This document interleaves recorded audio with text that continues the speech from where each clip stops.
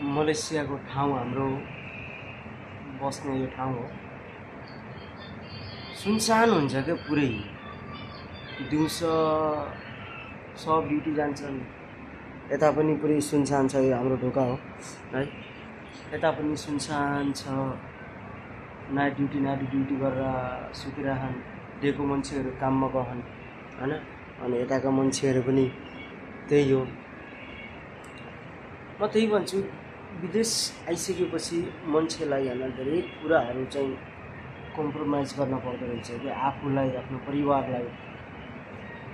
कति मान्छेहरू टेन्सन दिएर मरिरहन् क्या, फ्यामिलीको टर्चरले गर्दा, फ्यामिलीको प्रेसरले गर्दा कति मानिसहरू मरिरहन्। म आफै छक्क परिरहेको छु यस्तो कुराहरू सुनेर।